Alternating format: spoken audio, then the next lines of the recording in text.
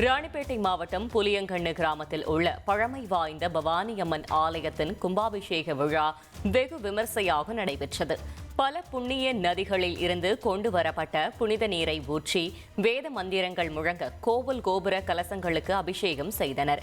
முன்னதாக அம்மனுக்கு பால், தேன், மஞ்சள், சந்தனம் உள்ளிட்ட பல்வேறு பொருட்களால் சிறப்பு அபிஷேகம் நடைபெற்றது.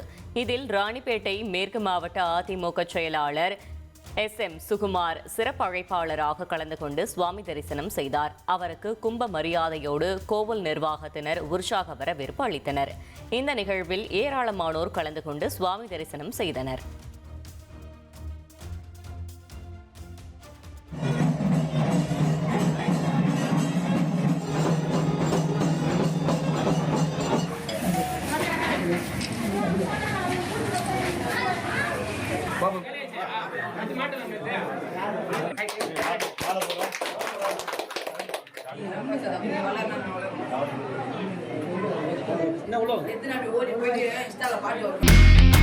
இனி செல்லும் இடமெல்லாம் செய்தி. தந்தை டிவியின் வாட்ஸ்அப் சேனலை ஃபாலோ பண்ணினா செல்ல இருக்கும் இடமெல்லாம் செய்தி. இதோ QR கோட் இப்பவே ஸ்கேன் பண்ணுங்க, ஃபாலோ பண்ணுங்க.